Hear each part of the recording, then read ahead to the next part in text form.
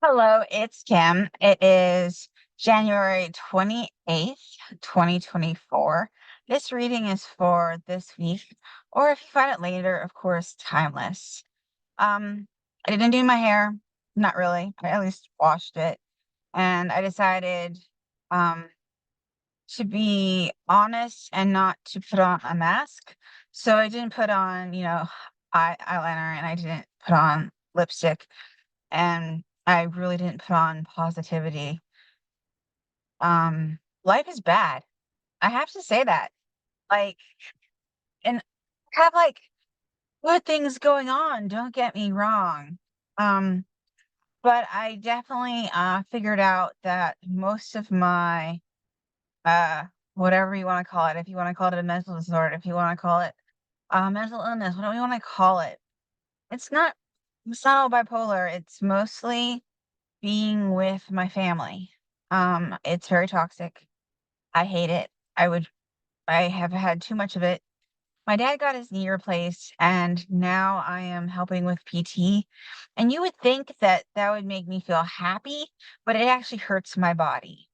I am in pain, and that doesn't make me happy. I do archaeology, so I'm in the best shape I have ever been in, like beyond high school. I mean, like I can lift like 80-pound buckets and all this stuff. And that's now after my near death illness that I was just like, I'm never coming back from.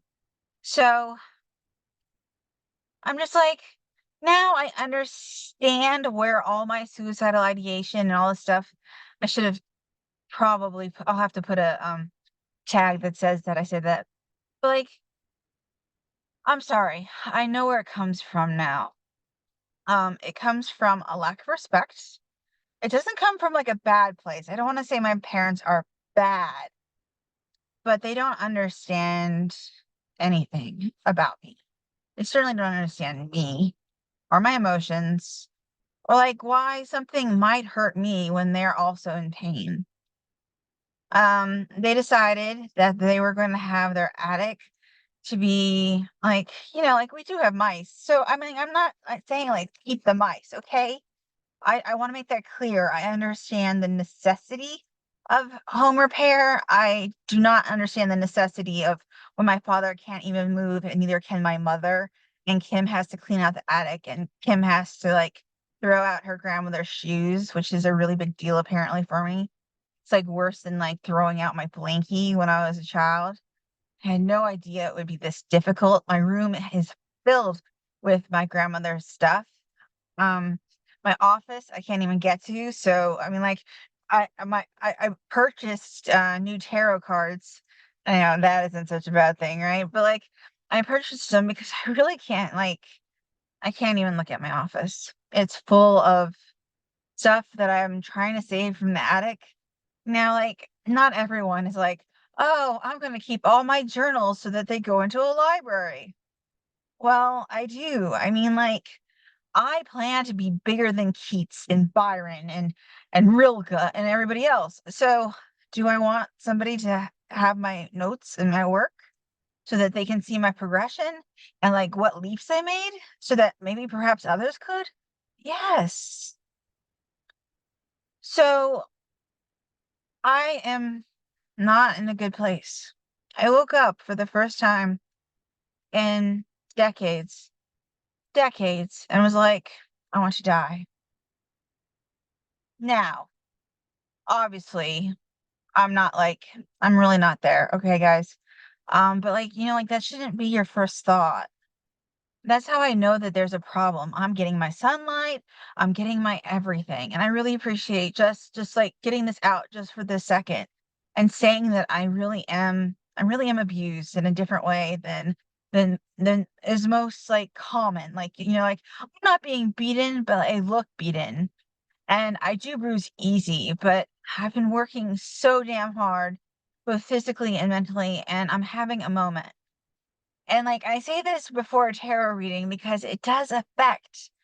Okay, like if I get it out, you guys know it. You can say, "Oh, that energy is not mine, baby." And I think that's important. I think that this is a collective feeling. I do. But, like, at the same time, I shouldn't have to feel this way. I shouldn't feel trapped. I shouldn't have bruises up and down my body because of shoveling and moving boxes and, like, the shoveling, okay, like, if it's dirt, it's different, right? With archaeology, there's a purpose. But, like, I cleared snow 3 times in a week, and, like, other people were like, "Oh my gosh, can this not" for me, that's a big deal, okay? I've never done it before. My family just does stuff themselves, and they don't teach. My parents never teach me any skills. They just expect me either to know it or they've done it the entire time by themselves, and they'll shove me aside and get out of my way, Kim. That's pretty much my childhood, is get out of my way, Kim, if it comes to a chore that I might not understand. Hammering a nail, screwing something in. It's still that way. If I, like, screw in something, like, the wrong way, you know how you get it, like, so it's a little topsy-turvy? Get out of it, Kim. I can just do it. And, like, I yelled back this last time and said, "No, let me learn. I have to learn. I'm not gonna be perfect the first time." I do all of the dishes, it seems like. I do most of the cooking. I take out the trash. I take out the recycling. Like, it's like, I did the lawn for the first time this year. I did leaves and I did, grass mowing, and it's just stuff that I wasn't taught, therefore I judged myself for. When I shouldn't judge because 'cause I've never done it before, but I watched my neighbors watching me, and it feels voyeuristic. What is she going to do? And is this all in my head? Probably. Most definitely. Although the neighbor boy said I asked him, "Am I making this worse?" And he was like, "Yeah. Thank you for your honesty. Lie." So I had to get that out because, it is gonna affect it, and now maybe perhaps it won't affect it. But I also don't wanna just, like, delete this portion because I think it's necessary. I just will, make sure I put a trigger warning for those of you that need trigger warnings because, like, yeah, okay, now I have 3 decks. Well, I'm not sure one is a deck. It's considered I had to get it, it was expensive, but it says the woman cards proudly present Heck postcards deck, Women of STEM. And, like, I have to support. Technically, at this point, I'm a woman of STEM. Now, I was in high school, I was in the math and science and technology portion. I got in on my English, though, non-synonyms. Um, that's how you get into math, man, you do English. It was a great fit. Okay, anyway, though, I had a support, all right? I might have used my dad's credit card too. I don't know. How'd that happen? The other one, let's see if I can get the actual I have this, but let's see if I can get the actual box. It's a really pretty box. This is the Oracle of the Wilder ones. Wilder. Messages and affirmations from the wilderness. Sharon McLeod. Right? And the art, I have to admit, is lovely. And the messages are interesting. Because, like, the oracle itself, will have, like, has its message, but then there's, like, a booklet that's like, if it has this on it, it means this is extra credit. And it's interesting to, like, have a little booklet that's like, if there's a bird on this, it means this. And this, and I'm like, brown shoes versus black shoes. And I respect that. It's something very much like I feel like both narrative, not negative, sorry, narrative. But I'm like, yeah, pleasure account. I'm gonna say it. I said academy. I think pleasure academy would be something different. Pleasure alchemy. This is the book that goes with it, and this is the nice little box. It's quite heavy. So it was like it was the deck that was more expensive, even though it had less art. I'm sorry. I'm going all over the place. I don't have my little thing that's carrying it. It's somewhere back there. And I have to admit I'm in a rush because I help my dad 6 times a day to do physical therapy. It looks like a bondage session. It's not what I thought I would be doing the first time I did bondage. There you go. Little inside things you don't ever want to have known. Pleasure alchemy. Let's just get started. I'm sorry. Actually, I'm not really sorry. So I'm not going to apologize. I'm going to thank you instead. Okay. So this is it. The book is and the cards, I guess you'd say, are divided up. This is a 12th pleasure seeker, and it's a rebel. It was the first card that we got.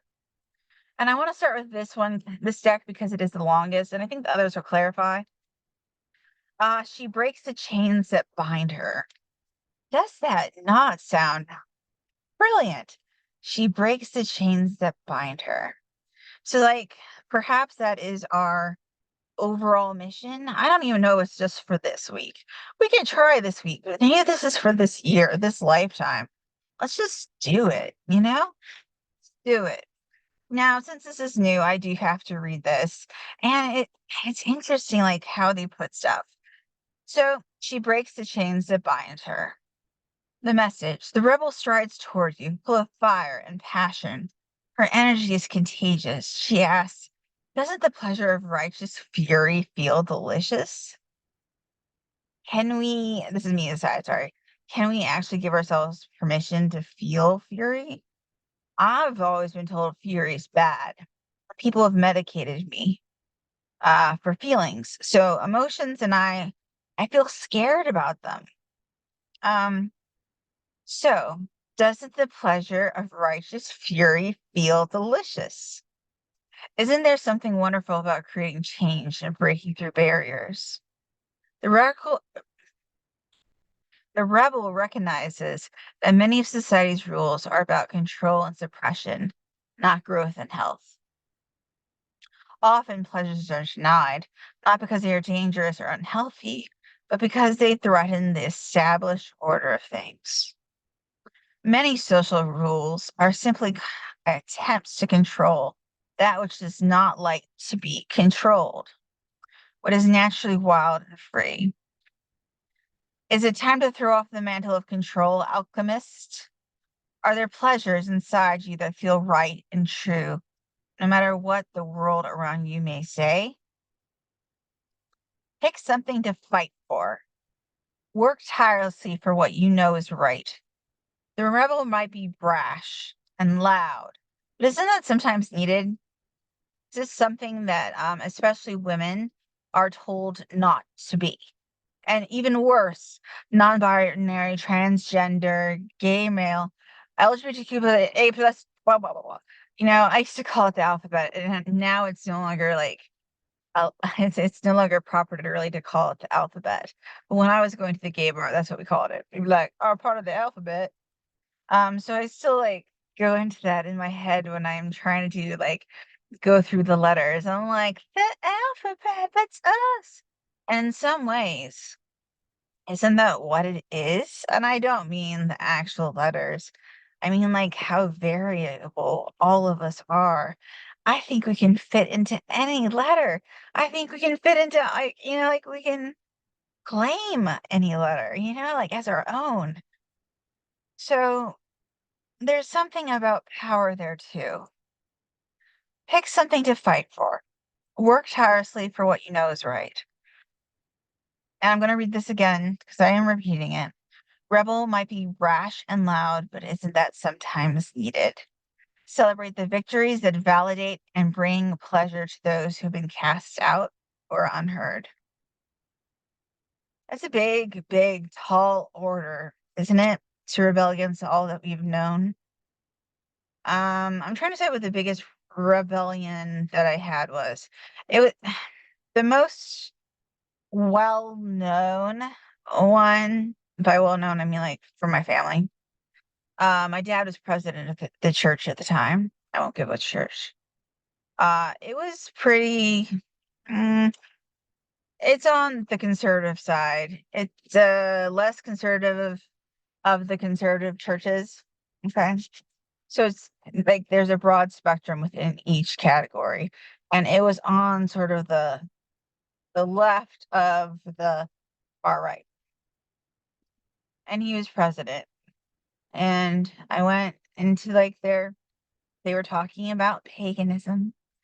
And it was that day that they were talking about it. They had gone through all the religions, and they were basically saying what was wrong with them, right? So I sat, I waited, I listened. These are people I do respect, and I still respect them, but I don't agree with them. And I just said, "Oh, I don't think so. I don't think that's the way it is. I think it's blah blah blah blah blah blah blah." And they looked at me, and I slid from they to I. And at the very end, everyone knew my beliefs. Now, it's not like my beliefs hadn't been challenging before. Sunday school was not anyone's favorite with me because I asked questions that hurt, and I didn't believe anything that science didn't say, which kind of rubbed many the wrong way. So that was like my rebellion, a huge one. Dad's a president, and his daughter comes out as pagan. I'm sure that had some talk with the pastor. Yeah. Okay? So, like, that's, like, one of those things, like, if you have to say your truth and it frees other people, which it did, by the way, other people, they may not come out as pagan, but they definitely said, "Oh, I don't believe this. I don't think these people are going to hell. I think I believe this, but I think that God is, merciful and understands that they have different religions." Like, there was this huge movement within my age group, and I was like, "Yeah, good job, guys. Good." So, I mean, like, sometimes standing up just means saying, "Hey, this is me. This is who I am." And that might be the scariest thing you can do. Apprenticeship. Feel the pleasure of breaking change. Stretch beyond the role that someone else gives you. Write down your own personal code of rightness. And this rightness, I almost said righteousness, but rightness is a good word. But if you resonate more with righteousness, okay, since I was about to say it, let pleasure be part of it. Live by this code. Let it grow and change as you grow and change. So you don't have to just keep the same code, which is something I am learning. Next time you find yourself questioning a pleasure, ask yourself, is this pleasure dangerous or is it just unusual or a little bit strange? Do not be led astray by someone else's idea of right or wrong. Okay? And I just beeped. I think that was the former Twitter X. I was being all right. So if you're doing numbers, 44 and 45. The next one, I do feel, although with the trusted one, which is one of the it's the second suggestion. I really, there's shame that goes with it, at least with me. I don't know if you guys have shame when you're like, well, I need to put my feelings and my emotions on someone. I guard myself even when I am desperate to tell somebody something. Like, I am desperate to say, "Hold me." I don't care how far away you are. I can still say that, and yet I don't. I don't wanna burden you. You have your own troubles. You're going through something else that's just as scary and just as, as me. And I think there's something fundamentally wrong with that concept. Asking for help is something that I think we should do, and yet I find myself struggling, so I don't know if you do as well. So this is a trusted other message. Alchemist, this moment calls for a trusted other. Who call to sit beside you? You might be able to talk you through your day. Who can be your source of support and encouragement? Because this card comes with a loving suggestion. Do not try to face the day alone. Whatever it is you're dealing with, be it joyful or painful, frustrating or exciting, invite someone you trust to be there beside you. Ask them to help if you need it. Talk things through with them. Share your triumph and, if necessary, your despair. A burden shared may not really be a burden halved, but it is a burden acknowledged and seen. Let yourself be seen and heard by someone you trust. That is sometimes what we need, just to be seen. Hey, I'm having this really bad day. It's really bad week, life, whatever. And I need a little bit of encouragement. Now, I watched a video that had, like, the difference between empathy and compassion. And empathy, that's like when we're going through it with somebody else. We feel their pain, right? The problem is we get tired. It's not compassion that we get tired. It's that empathy, going through the same thing that they are. Compassion is sort of like the action from my understanding. So it's going beyond empathy and going, here, let me hug you, let me hold you, let me do something. And like from the video, it made it sound like that part of it was endless. You could just keep doing it. But the empathy is where we get tired and we can't do it and we stare off into space and go, oh God, or go gods that I just can't even feel anymore. Well, that's empathy. So we need to switch to compassion. Now it's science based. It wasn't I mean it was a professional therapist that was discussing it. So it wasn't, I don't want to say it's like it wasn't New Agers, but I mean like it wasn't just a spiritual sort of connection. This was science. So the idea is schedule a weekly talk with someone important to you to share life developments. What does trust and it's like in italics, trust mean to you? Make a list of people in your life whom you trust. Now I have a small list, even though I'm talking to you all like you are like my besties. Um, and a lot of you are my besties. So, but yes. Okay. So think of somebody that you trust that you can really say, hey, trigger warning, I'm about to do this. Or trigger warning, I feel this. Or trigger warning, okay. And maybe there's no trigger warnings. Maybe we're just like, hey, I feel so good and this is happening and work is going well and blah, blah, blah, blah. Maybe you just need to we all need to chat. If trusting another feels difficult, try your favorite piece of jewelry, your pet or the dashboard of your car. Oh God, I am the dashboard of my car. It knows me. I'm sorry, this was clearly I mean, not my card, but I mean, like, my deck. It called to me for some reason. I guess it was like, "Hey, your dashboard's talking to you again." Sit down with your imaginary wise and loving future self or a fictional character from a book or film you love. Talk through your questions and desires. I did this all through my childhood. I thought it was now it might be called dissociation, but I still live a completely different life, imaginary life. I'm like part of Star Wars and Sequest, and like I could list you all the different Bonanza, like all these different like Batman f- things that have entered like into my imaginary world and how I live. And like if I'm having a bad day, man, Bruce Wayne, damn, can he kick your ass and get you up out of bed and, been like, "You have to do this. You have to keep going, Kim." And, yeah, there you go. I'm not crazy though because the deck said I could do it. Our last one of this one is the 13th pleasure seeker, the trapeze swinger. He takes a leap of faith. Okay, so the message, there is a moment when the trapeze swinger lets go, a moment when she is suspended in the air, seemingly weightless. She knows that in the next moment, her fingertips will grasp her trapeze and she will be safe. She knows this because she trusts the skills she has built and the time she has spent in training. She trusts her body to know what it needs and what it can handle. She tells you pleasure often requires a leap of faith, a pressing beyond what feels comfortable or habitual. It's a really good message. Going beyond what we know is pretty much what it's saying. Beyond what we feel, beyond what we know. Every leap toward pleasure is a leap toward embracing yourself more fully. Not all pleasures will come easily. Some will require effort and strong will.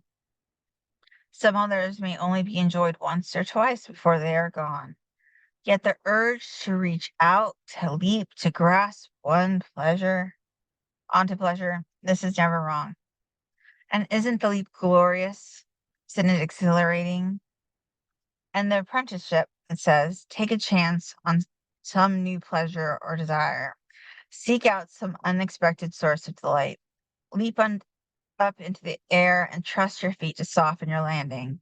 Hang a swing from a tree or set up a hammock in your backyard. Watch footage of trapeze swingers. Jump into a pile of leaves. Walk on balance beams and sidewalk edges. So playfulness, right? Really, it's playfulness. I mean, it's been snowy here where I am, so I mean, like I can't be like, "Oh, I'm gonna go jump in leaves," right? But it is seasonal, and like, um, yeah, it is taking a risk so that you can have that joy and pleasure. I hadn't thought about it that way. It is something very magical, and as is trust, I think that is our biggest message is that we have to trust. I mean, I have to trust, and I will honestly tell you that I trust no one except maybe one person. I trust B. And even then, I can't say betrayed, that's the wrong word. I've been hurt because we had misunderstandings, and therefore, sometimes I'm worried that I'll have another misunderstanding and they'll be in pain. So that hurts trust. But if I had to pick one person, you know what I mean? Who do you trust? Do you trust yourself? I don't know if I do. I mean, it's something to really, really, really think about. I mean, like, I trust my dashboard, but sometimes it might break down. I don't know if the dashboard itself would or the car would, but we won't get into semantics. Okay, this is the Wilder ones, Oracle the Wilder ones. Beautiful, beautiful. I like the photos, the illustrations. I think I have two here. Okay, and they both have like moon starlight sort of imagery and energy. So this, you see that she has her dove of peace, and you see the stars above her as almost like a crown. So you can also see that as sort of like a chakra sort of thing if you really, really want to. And what's interesting is that you see that purple violet veil, right? Get blue. So blue, if you're going with chakras, would be communication, the throat. Purple, or indigo goes into the third eye, and usually purple or white or silver, something of that nature. There's variations. Is the crown chakra. Now here it's the gold, so it goes like beyond the crown chakra. It's sort of like omniscience in some way. Just okay. A chance to practice forgiveness. I am love. I forgive those that hurt me. Now, I can't personally do this yet. So if you can't do it, this is just like a reminder, perhaps, to our shadow selves to say, hmm, this is something to do. I forgive. I cannot forget. And if I do forget, it's just because it's repressed. But we'll stick with the I am love. Okay. And let's like perhaps work with that chakra system and the idea of the divine and how that I don't mean like we go and we communicate with God necessarily, but our higher selves or just commune like just within in peace. I mean, like that's the big thing is peace. It doesn't have to mean forgiveness. And like she has the stars, okay? So like this a little bit. So this booklet has like these different like if it's a star, if it's shoes, if it's there's different imagery. So there's divine energy, positivity, advancement, a turning point, a dream coming true as stars. And like look at all those stars and on a crown all over. So okay, you can say if forgiveness resonates with you, please take it. If it doesn't, consider it a good omen. Good luck. Something positive is coming, and we can make something positive. Okay? The other one that we have is this beautiful lady. Get it? Oh, this heart. Plant now, thrive always. I nourish, care for, and love my future self. Now, that is a very, very wise thing. I can do that. Forgiveness, I have a little hard time with, but preparing the plant now, I can do. And maybe adding a little bit of forgiveness sprinkled in might prepare me. Now, she has the moon. I'm sorry. I'm like trying to like go moon. So new phase, illumination, the ebb and flow of life, the divine feminine, mystical energy. She also has the sun. You can see sort of gonna try it right there. Um, originality, life force, joyfulness, warmth. So perhaps this is like a journey, right? We can prepare for our future self, like forever. There's always a new future self. All right. That's gonna fall. You might hear it fall. This one again. That I haven't gone all the way through the postcards. So I'm gonna pick a random one. Um, and like I said, like you have to this is like one of those rebel things, right? Where you have to support. Like you might not ever use it. Like, am I gonna send these? Probably not. I'm probably gonna stick them with like my other tarot sets where I can't get to them right now because the attic stuff isn't in front of them, right? But like there's beautiful. Like let's just do the one on the top. I did shuffle.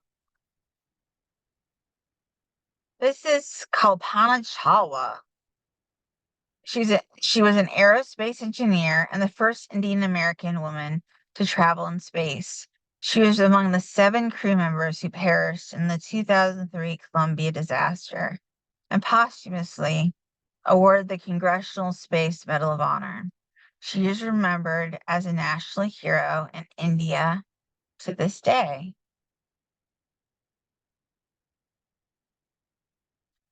Um,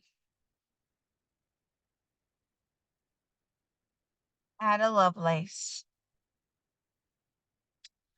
Ada Lovelace was an English mathematician who wrote the first successfully executed computer algorithm. She was the first scientist to fully understand the potential of mechanical computers, far exceeded simple calculation. Consequently, she's widely regarded as the first computer programmer. Now, what does that tell us? Like with our things, these were like rebel women. They didn't stay within the social norms, the boundaries, and just like the idea that women can be called scientists is still fabulous. I mean, it wasn't that long ago that, writers couldn't be female, they had to be male. So I'm not Kimberly. That's why only my academic work is Kimberly. All of my other work, all my poetry, all my writing, all my other is Kim. It's masculine name in most of the world. Androgynous and the other like parts of the world, right? I couldn't be in the science fiction and be Kimberly. I tried. I was not accepted. And when I became Kim, I was in the issue for the first time with Neil Gaiman. So, um, of course, since there was such a success and Neil Gaiman was in the issue and was well known, he was a celeb for it, then that issue became wild, right? I couldn't go back to Kimberly. I had to say Kim. That's what I was doing for. So, like all these things that change us and merge us into society, sometimes we have to go back, go around, you know? I've claimed Kim as my name. My friends call me Kimmy sometimes because that was my original. I was always Kimmy before I was Kimberly. So it's small things, small changes, small patterns. And if you are male or non-binary, transgender, please do not make me think like don't think that I'm just like women, women, women. Put yourself in there. Every man. I don't care if you're a white male, privileged man. You have to live too. I understand that. I love a white cis. He says he's normal man who is not normal. We won't. And what can I say? I want him to succeed. So I think the rebellion is to have us all succeed. I don't believe in cheating other poets, so I charge, usually I get tips if I read somebody's work and I don't even always accept it, so these things, these rebellions against society. I mean, like, I probably could be called a communist because, like, I'm like, I don't think we need to have money. And I'm like, I don't even eat chicken. And I'm talking about like how doctors should accept chickens. I mean, they can accept my cucumber. I don't know. Okay. I don't know. But I think that we have to have a fair system somehow. And I'm doing my part, which is by spending money and not accepting it. I'm not saying it's good. I'm not saying it's right, but saying how life is, to life is. And with that, I want to thank you all. This has actually made my day much better. I know have purpose. I think I can keep going with all my different projects, and I truly do want to thank you. All right, have a wonderful week, month, anything.